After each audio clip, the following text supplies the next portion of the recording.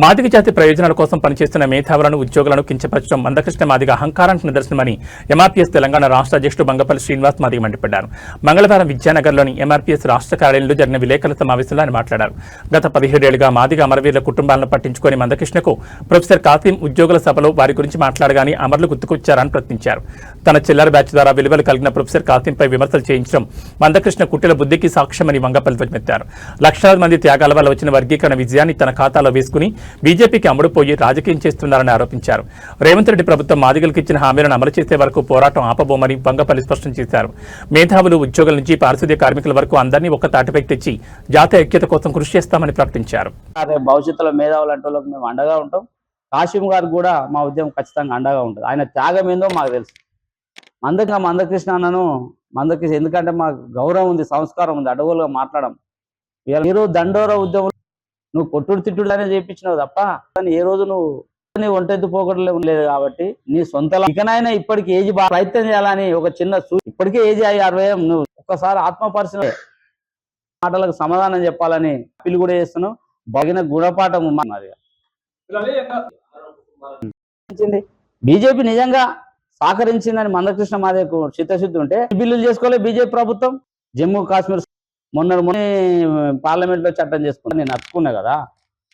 మరి ఎందుకు నీకు మరి బిల్లు ఎందుకు పెట్టించలేదు నువ్వు అంటే కోర్టు కూడా మరి బీజేపీ ప్రభుత్వం చెప్తే కోర్టు అదనే చెప్పాలి కదా. నువ్వు మనవాదానికి మొత్తం జాబలం చేస్తలేవు. నువ్వు ఇప్పటికి ఒక వ్యక్తి ఎక్కడైనా చూడండి 2 పార్టీలు ఉంటారు. సారీ, టీఆర్ఎస్ లో జాయిన్ అవుతాడు తర్వాత. కానీ ఒకే వ్యక్తి రాష్ట్రంలో ఉన్నాడంటే మావాడే. అది అయిపోగానే మళ్ళీ వర్గీకరణను పట్టిండు. మళ్ళీ 2009లో 4 నుంచి 9 మళ్ళీ 4 తర్వాత అది అయిపోయింది. మళ్ళా ఒక పార్టీ పెట్టి 2004 కూడా మనమే బ్రహ్మాండంగా పనిచేద్దాం 2009లో వచ్చాడు. ఈ రోజు మాట్లాడతలేరు.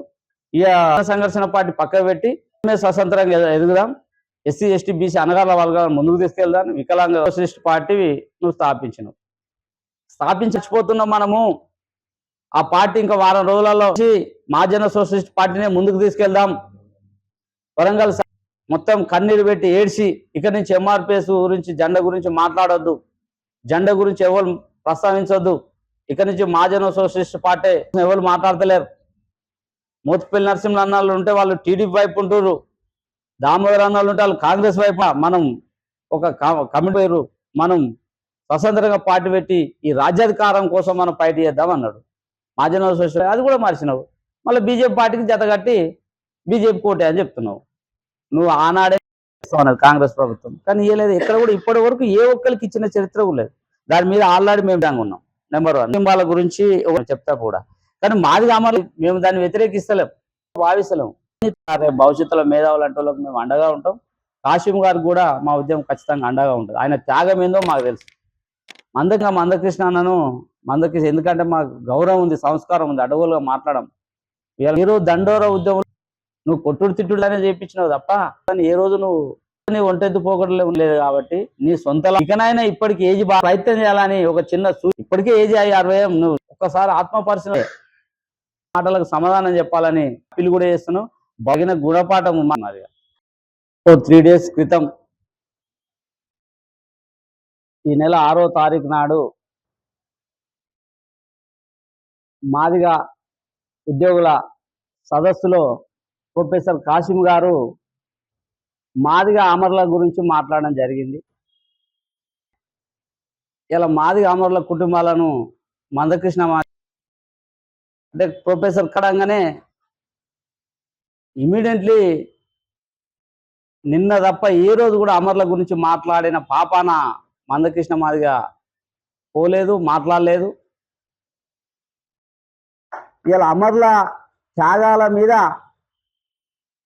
ఈయన పబ్బం గడుపుకుండు. మాట్లాడిన చరిత్ర లేదు. కలవాలని మేము డిమాండ్ క్షమాపణ చెప్పకుండానే ఇలా ఆయన వాళ్ళ కుటుంబాలకు ఇస్తున్నాం. ఎందుకంటే ఏ రోజు వాళ్ళ స్థితిగతి ఏ రోజు వాళ్ళు ఎట్లున్నారని సమాజంలో చేస్తుందని చెప్పుకుంటాడు ఎక్కడ పోయినా అక్కడక్కడ మందకృష్ణ మాదిగ గారు. మరి వాళ్ళ చనిపోతే గురించి మాట్లాడుతున్నాం. త్యాగాలు మాయి అమరుల పరిస్థితి మరి వాళ్ళు అమరులైనప్పుడు మరి మాదిగ ఉద్యమం సభ పెట్టలే. ఎందుకన్నా ఏమన్నా క్యాస్ట్ చేస్తున్నాం, మేము స్వాగతిస్తున్నాం, మాట్లాడుతున్నాం. మాట్లాడలే, ఇప్పటి వరకు లేదు. ప్రభుత్వం అని ఎందుకు ఇయ్యలే? ఒక అమర్ల స్థూపం కట్టాలని ఎందుకు? ఇమ్మీడియట్ పోయి అమర్లకు ఇది ఏడ వాళ్ళు డెవలప్. మేము మందకృష్ణ గారికి ఇది అందరు తెలుసు, అడగండి. దామోదర్ అనే పాపాన లేదు, అయితే నీ ఒక్కరికే పేరు వచ్చింది. మంద ఉందా ఉద్యమంలో